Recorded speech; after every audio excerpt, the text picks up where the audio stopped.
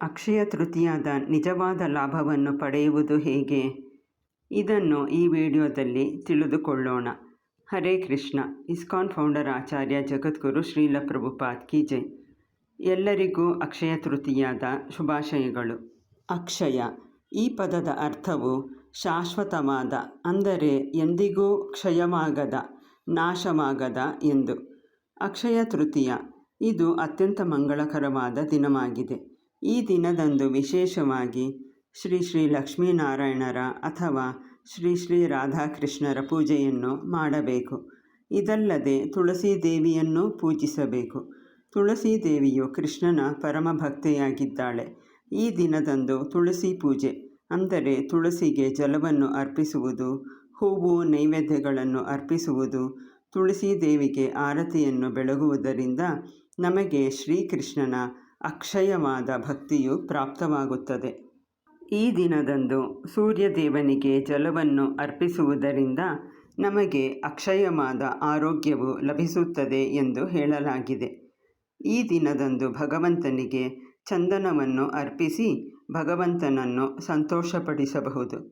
ಸಾಮಾನ್ಯವಾಗಿ ಜನರು ಈ ದಿನದಂದು ಚಿನ್ನವನ್ನು ಖರೀದಿಸುತ್ತಾರೆ. ಇದು ಶುಭವೇ. ಆದರೆ ಇದಕ್ಕಿಂತ ಅತ್ಯಂತ ಮಂಗಳಕರವಾದುದೆಂದರೆ ಭಗವಂತನ ಪವಿತ್ರ ನಾಮಗಳನ್ನು, ಅಂದರೆ ಹರೇ ಕೃಷ್ಣ ಕೃಷ್ಣ ಕೃಷ್ಣ ಹರೇ ಹರೇ, ಹರೇ ರಾಮ ರಾಮ ರಾಮ ಹರೇ ಹರೇ ಈ ಮಂತ್ರವನ್ನು ಜಪಿಸಬೇಕು.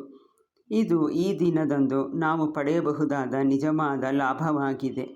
ಏಕೆಂದರೆ ಈ ದಿನದಂದು ಮಾಡಿದ ಯಾವುದೇ ಪುಣ್ಯ ಅಥವಾ ಆಧ್ಯಾತ್ಮಿಕ ಕಾರ್ಯಗಳು ನಮ್ಮೊಂದಿಗೆ ಶಾಶ್ವತವಾಗಿ, ಅಂದರೆ ನಾವು ಎಷ್ಟೇ ಜನ್ಮಗಳನ್ನು ತೆಗೆದುಕೊಂಡರೂ ಅದು ನಮ್ಮೊಂದಿಗೆ ಶಾಶ್ವತವಾಗಿ ಇರುತ್ತದೆ, ಎಂದಿಗೂ ಕ್ಷಯವಾಗುವುದಿಲ್ಲ. ಈ ದಿನದಂದು ಮಾಡಿದ ದಾನ ತಪಸ್ಸುಗಳು ನಮಗೆ ಅನಂತವಾದ ಫಲಗಳನ್ನು ಕೊಡುತ್ತವೆ. ಈ ದಿನದಂದು ಪವಿತ್ರ ಗ್ರಂಥಗಳಾದ ಭಗವದ್ಗೀತೆ, ಶ್ರೀಮದ್ ಭಾಗವತ ಇವುಗಳನ್ನು ಅಧ್ಯಯನ ಮಾಡುವುದರಿಂದ, ದಾನ ಕೊಡುವುದರಿಂದಲೂ ನಾವು ಅನಂತ ಲಾಭಗಳನ್ನು ಪಡೆಯಬಹುದು.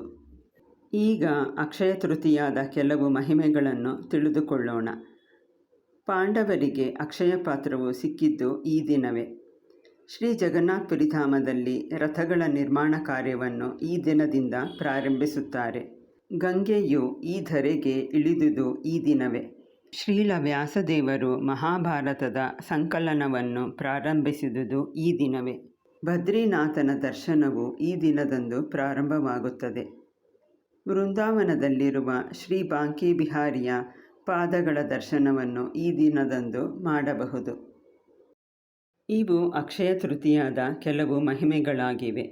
ಅಕ್ಷಯ ತೃತೀಯ ಕಿ ಜೈ. ಹರೇ ಕೃಷ್ಣ.